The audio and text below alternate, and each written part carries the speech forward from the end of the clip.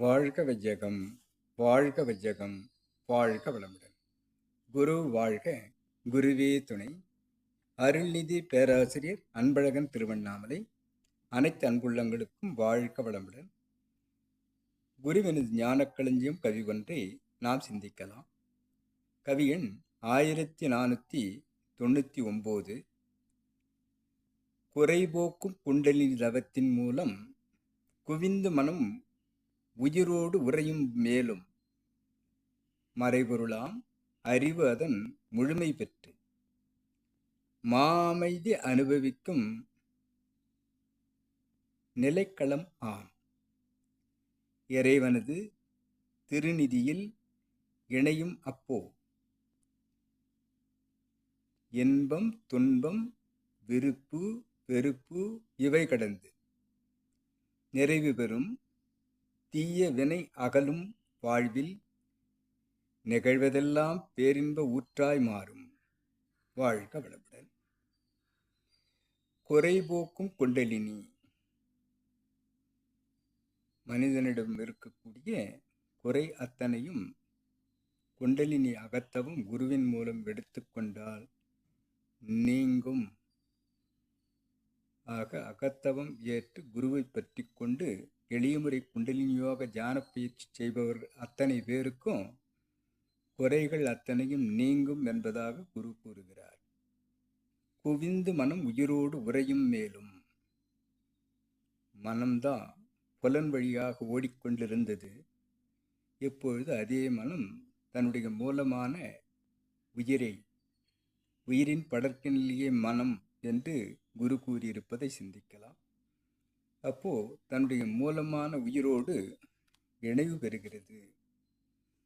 எந்த உயிரிலிருந்து பரிணமித்ததோ அந்த உயிரை இணைவு பெறுவதாக இந்த உயிர் மனமும் உயிரும் ஒன்று என்பதாக இணைவதாக இந்த அகத்தவம் நமக்கு சித்தியாகிறது. மறைபொருளாம் அறிவு அதன் முழுமை பெற்று மறைபொருளாக இருக்கக்கூடிய அறிவு நம்மிடம் ஆறாவது அறிவாக பகுத்துணரும் அறிவாக மெய்ப்பொருள் உணர் அறிவாக அனுமான அறிவாக முற்றறிவாக நம்மிடம் இருக்கக்கூடிய அந்த மறைபொருளான அறிவு முழுமை பேற்றை நோக்கி பயணிக்கிறது. உடல் தாண்டி அறிவு பயணிக்க வேண்டும். அவ்வாறு பயணிப்பதற்கு உயிர் வேறு மனம் வேறு அல்ல, இரண்டும் ஒன்றுதான் இணைந்த போது அறிவும் வேறு அல்ல, நானும் தான் என்று இணைந்து கொள்கிறது. இப்பொழுது தனக்கு மூலமாக இருக்கக்கூடிய இறை நோக்கி பயணிப்பதாக அவைகள் பயணிக்கும்போது மா அமைதி அனுபவிக்கும் நிலைக்களம் ஆம். அமைதி வந்துவிடும். இந்த அமைதி எப்பேற்பட்ட அமைதி என்பதை குரு கூறுகிறார். இன்பம் துன்பம் விருப்பு வெறுப்பு இவை கடந்து அந்த அமைதி நமக்குள் வந்து நிறைவு பெறும். இவ்வாறு நிறைவு பெறுவது இறைவனது திருநிலையில் இணையும் அப்போ. இறைவனது திருநிலையில் இணைவதற்கு அது அமைதி பேரின்பம் என்பதாக செல்லும்.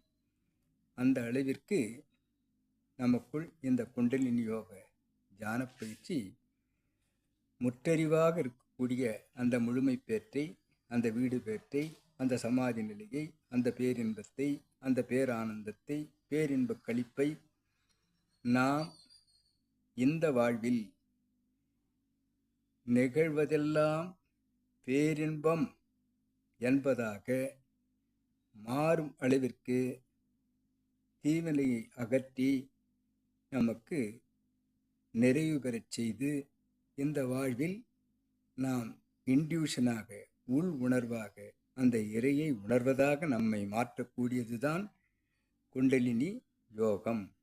எளிய முறை குண்டலினி யோகம் என்ற இந்த அகத்தவத்தை பயின்று நாம் வாழ்விலே வெற்றி மகிழ்ச்சி மனநிறைவு கொள்ள முடியும் என்று கூறும் குருவினுடைய கவியை இன்றைக்கு நாம் சிந்திக்கலாம். கவி சொன்ன குருவுக்கும், விளக்கத்தை என்னுள் ஏற்படுத்திய எரிநிலைக்கும், இதுகாரும் செய்யுமெடுத்த அனைத்து அன்பு உள்ளங்களுக்கும் நன்றி, நன்றி, நன்றி. வாழ்க வளமுடன் என வாழ்த்தி நிறைவு செய்கிறேன். வாழ்க வளமுடன்.